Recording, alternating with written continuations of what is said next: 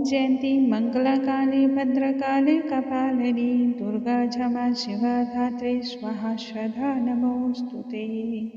नमस्कार दोस्तों, आज के इस वीडियो में हम सुनेंगे श्री दुर्गा सप्तशती के 12वें और 13वें अध्याय के बारे में। दुर्गा सप्तशती का 12वें और 13वें अध्याय का श्रवण किया जाता है 7वें दिन। नवरात्रि के 7वें दिन सबसे अंतिम पाठ यह होता है और इस दिन हमें दुर्गा सप्तशती के संपूर्ण पाठों को पूर्ण कर लेना चाहिए। यह पाठ 9 देवियों की उपासना के लिए सबसे अच्छा पाठ माना जाता है। कहा भी जाता है इस पाठ को करते समय यदि आप देवी का ध्यान करते हैं तो माँ के सभी 9 रूप वह प्रसन्न हो जाते हैं। इस पाठ को करने से व्यक्ति को मनचाहे मुराद की प्राप्ति होती है, मनचाहे फल की प्राप्ति होती है, संतान से जुड़ी हुई समस्याएं खत्म होती हैं, धन धान्य की वृद्धि होती है और परिवार सदैव खुशहाल रहता है। इसलिए नवरात्रि के 7वें दिन 12वें और 13वें अध्याय का श्रवण जरूर करना चाहिए। जिस पाठ के श्रवण मात्र से ही व्यक्ति का जीवन कल्याणमय हो जाता है और बाधाओं का नाश हो जाता है, वह पाठ कितना कल्याणमयी है इसके बारे में तो आप समझ भी सकते हैं। आइए पाठ को हम आरंभ करेंगे। सर्वप्रथम हम भगवान श्री गणेश का ध्यान कर लेंगे और उसके बाद हम पाठ का आरंभ करेंगे। श्री वक्रतुंड महाकाय सूर्यकोटि समप्रभा निर्विघ्नं कुरु मे देव सर्वकार्येषु सर्वदा। या देवी सर्वभूतेषु शक्तिरूपेण संस्थिता नमस्तस्यै नमस्तस्यै नमस्तस्यै नमो नमः। मैं जगत जननी माता का ध्यान करती हूँ। हे जगत जननी माँ, हे विश्व का कल्याण करने वाली माँ, आपको हमारा कोटि कोटि नमस्कार है। हे विंध्यवासिनी माँ, आपको हमारा बारंबार नमस्कार है। आपके स्मरण मात्र से ही व्यक्ति की समस्त पीड़ा दूर हो जाती है। उन कल्याणमयी माता का मैं स्मरण करती हूँ और दुर्गा सप्तशती के 12वें अध्याय के बारे में आज मैं पाठ करती हूँ। हे माता रानी, अपनी कृपा मुझ पर और सभी पर बनाए रखना। इस चरित्र में, इस पाठ में देवी के महात्म्य के बारे में बताया गया है। देवी बोली, हे देवताओं, जो पुरुष इन श्लोकों द्वारा एकाग्रचित मन से मेरी स्तुति करेगा उसके संपूर्ण कष्टों को निस्संदेह मैं हरण कर लूँगी। मधुकैटम्ब के नाश, महिषासुर के वध और शुंभ तथा निशुंभ के वध की जो भी मनुष्य कथा कहेंगे, मेरे महात्म्य को खासकर अष्टमी, चतुर्दशी एवं नवमी के दिन पूरे मनोयोग और एकाग्रचित भाव से सुनेंगे, उनको कभी भी कोई पाप नहीं लगेगा। पाप से उत्पन्न हुई विपत्ति भी उनको पीड़ा नहीं पहुंचाएगी, ना ही उन्हें सताएगी। उनके घर में ना तो दरिद्रता होगी और ना ही उनको अपने प्रियजनों का विजोग ही सहना पड़ेगा। उनको किसी भी प्रकार का ना तो भय होगा और ना ही कष्ट होगा। इसलिए प्रत्येक मनुष्य को भक्तिपूर्वक मेरे इस कल्याण में महात्म्य को सदा पढ़ना और श्रवण करना चाहिए। मेरा यह महात्म्य महामारी से उत्पन्न हुए संपूर्ण उपद्रवों को एवं 3 प्रकार के उत्पातों को शांत करता है। जिस घर और मंदिर में या जिस भी स्थान पर मेरे इस महात्म्य को पढ़ा जाता है या फिर सुना जाता है, उस स्थान का मैं कभी भी त्याग नहीं करती हूँ और वहाँ मेरा सर्वदा ही निवास रहता है। बलिदान, पूजा, होम तथा महोत्सवों में मेरा यह चरित्र शुद्धिपूर्वक उच्चारण करना चाहिए और सुनना भी चाहिए। शारदीय काल में प्रत्येक वर्ष जो महापूजा की जाती है, उनमें मनुष्य भक्तिपूर्वक मेरे इस महात्म्य को सुनते हैं तो सभी विपत्तियों से भी छूट जाते हैं। वैसे भक्त धन, धान्य तथा पुत्र आदि से संपन्न होते हैं। मेरे इस महात्म्य और कथाओं का मनुष्य यदि सुनता है, निरंतर सुनता है, तो डर, भय इनसे मुक्ति मिल जाती है। इस महात्म्य के श्रवण करने वाले के सभी शत्रु नष्ट हो जाते हैं और कल्याण की प्राप्ति होती है। उनके कुल में आनंद ही आनंद होता है। कुल का दीपक भी उसके कुल को आगे रोशन करने वाला होता है। सभी कष्ट और उपद्रव शांत हो जाते हैं और दुख इत्यादि मिट जाते हैं। बाल ग्रहों में ग्रसित बालकों के लिए यह मेरा महात्म्य परम शांति और सुख देने वाला है। मनुष्यों में फूट पड़ने पर यह भली भांति मित्रता करवाने वाला है और इसके साथ ही सभी सुख भी देता है। हे देवताओं, तुमने जो मेरी स्तुति की है तथा ब्रह्मा जी ने जो मेरी स्तुति की है वह मनुष्यों को भी कल्याणमयी बुद्धि को प्रदान करने वाले हैं।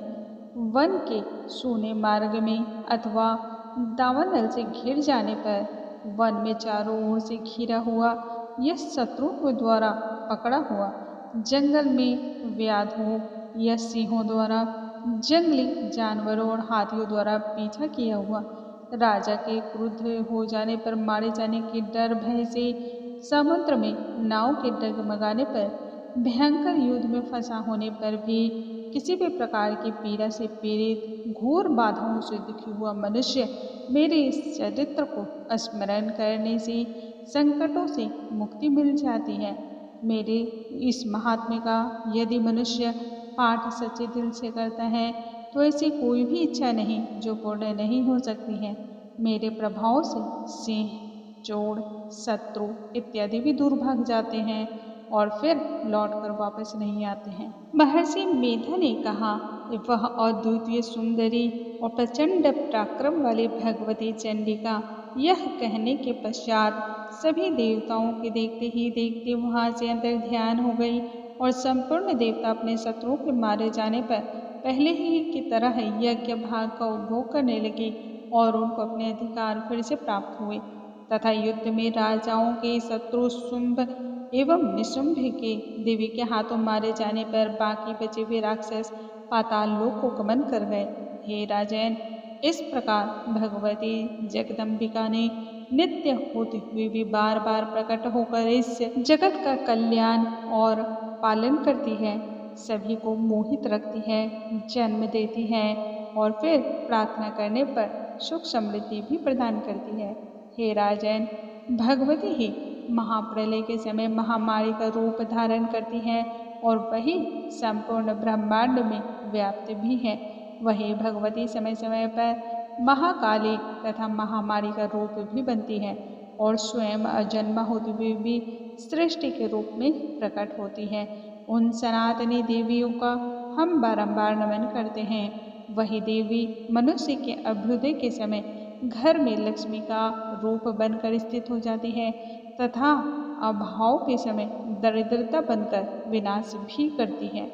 पुष्प, धूप और गंध आदि से पूजन करके उनकी स्तुति करने से वह धन एवं पुत्र भी प्रदान करती है। उन भगवती देवी की आराधना करने से शुभ फलों की प्राप्ति होती है।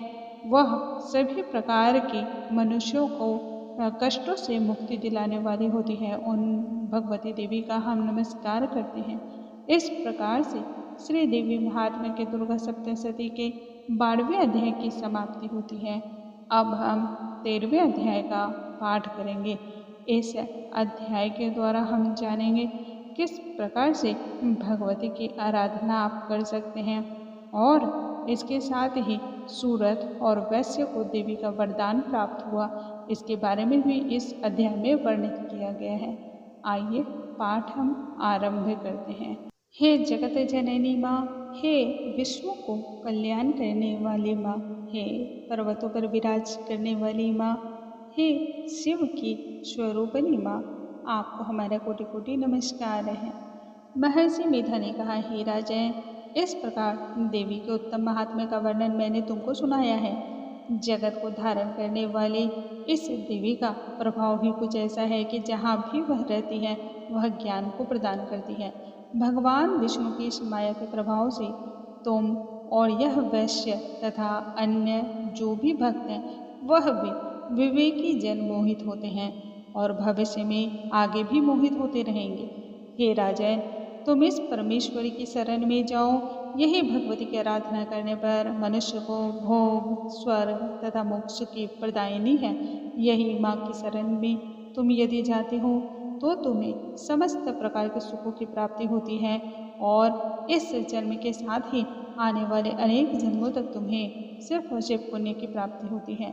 मार्कंडेय जी ने कहा। महर्षि मीरा की यह बात सुनकर राजा सूरत ने उन उग्र व्रत वाले ऋषि को प्रणाम किया और राज्य के छिन जाने के कारण उनके मन में अत्यंत ग्लानि हुई और वह राजा तथा वैश्य तपस्या के लिए तप वन की ओर गमन कर गए। नदी के तट पर आसन लगाकर भगवती का ध्यान करने लगे और भगवती की तपस्या के लिए वह प्रयत्न रत्न करते रहे। देवी के दर्शन की अभिलाषा से कठोर तपस्या उन्होंने किया। दोनों ने नदी के तट पर माँ भगवती की मूर्ति बनाई, फिर उनका पुष्प, धूप, दीप, हवन इत्यादि से विधि पूर्वक उनका पूजन करने लगे। पहले तो उन्होंने अपने आहार को कम किया, फिर बिल्कुल निराहार रहकर भगवती के ध्यान में मग्न होकर के उनकी आराधना करने लगे।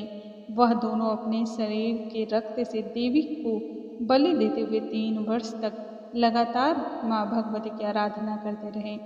3 वर्षों के पश्चात विश्व का कल्याण करने वाली, जगत का पालन करने वाली चंडिका ने उनको प्रत्यक्ष दर्शन देके कहा। देवी बोली, हे राजन तथा अपने कुल को प्रसन्न करने वाले हे वैश्य, तुम जिस भी वर की इच्छा रखते हो वह इच्छित वर मुझसे मांग लो।